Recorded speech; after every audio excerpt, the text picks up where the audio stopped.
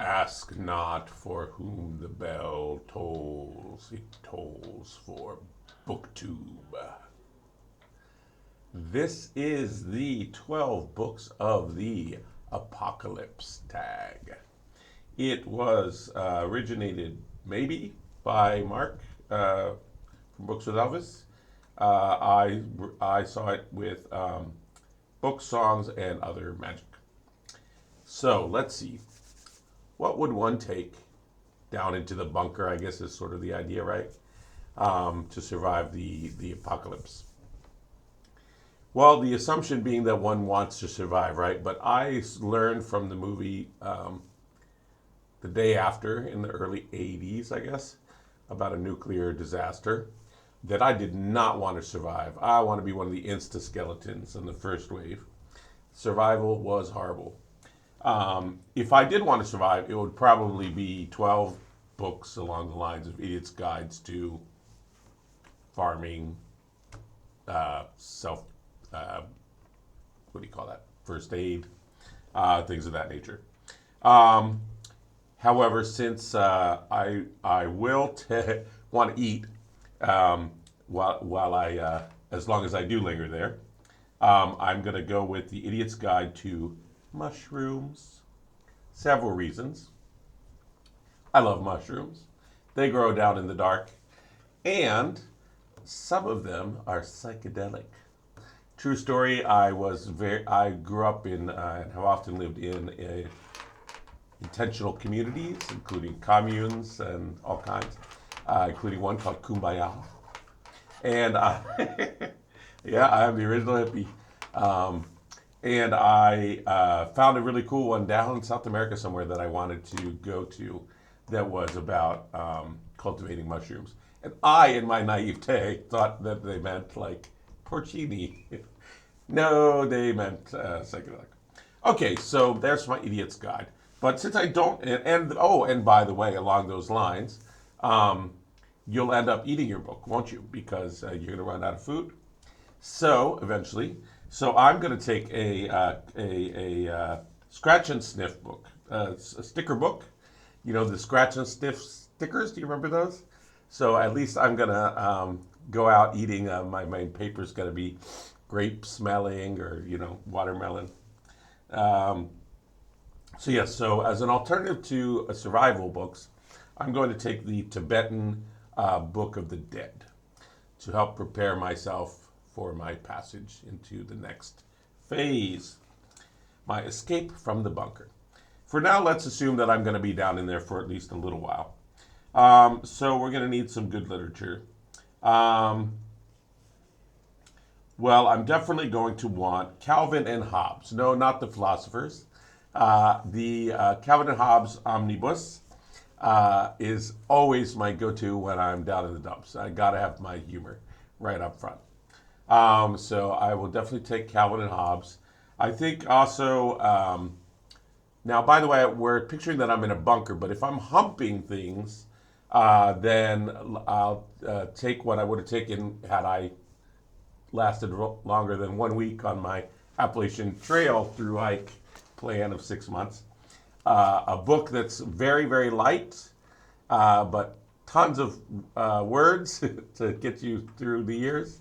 And probably good for, when I have to make things out of paper like bandages, because a very thin paper, which is any standard little Bible. So those are good for weight and other things of that nature. But if weight is not an issue, I'll probably go with the Ramayana, the world's longest story, right? So that's what I would pick for the scriptures. I may also take a Kama Sutra for those lonely nights. Okay, what else? Definitely the Prophet's Gibran is going to be there with me, as has been with me throughout the various phases of my life. Other literature, it would include the collected Shakespeare, of course, and I think maybe the complete Twain. My father, I inherited from my father 2 books about this thick, again with that super light paper, which were the, and I don't have them anymore, so I just don't have anything anymore. But they were the complete Shakespeare and the collected Twain. And Twain's lots of good humor as well, and Flights of Fancy, and just all different kinds of stories. So that'll get me through a lot. literature-wise. What else? That might be it literature-wise. I'm running out of spots here.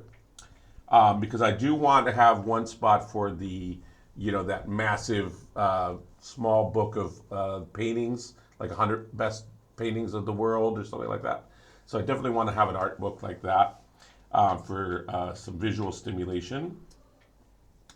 For my philosophy, I opted instead of the Consulations of Philosophy by Boetius, or I guess Guide to the Perplexed would be a good one as well. Or of course any Stoic, the Meditations of Marcus Aurelius. Anyway, I picked The Philosophy According to the Simpsons. This was inspired by Book Songs and Magic's idea that he wanted to take some TV along with him, and he wouldn't have a real TV, just the book. So I know there's these Philosophy According to series, and I thought long and hard of all the different, the Philosophy According to Harry Potter, whatever. I thought The Simpsons would be a fun one, because that's, I've seen tons of those episodes, but there's gone on forever, so now there's that many, as more seasons I haven't seen yet. So lots to remember and also read about new ones. And if it's philosophy, but it's also silly, it's Simpsons, it's clever, it's funny. You're noticing the theme of humor here. And I think that might be my 12, yeah. No, one last one, yes. Now, are we alone or do we have company down in the bunker? If we have company down in the bunker, I definitely, of course, want the Dungeons & Dragons starter set, right? With the Player's Handbook, Monster Manual, and Dungeon Master's Guide. So we can have a lot of good fun while we're down there. And if I'm alone, they also put out a prompt book, which is really fun. I think my mom's got it, so I still do have that one, where each page will sort of give you a setup at the top, and then you fill in you write on a page, whatever. You just ran into some trolls. How do you trick them? I don't know. They're more interesting than that. So some kind of prompt book would be really fun to write, to journal, to talk to myself, basically.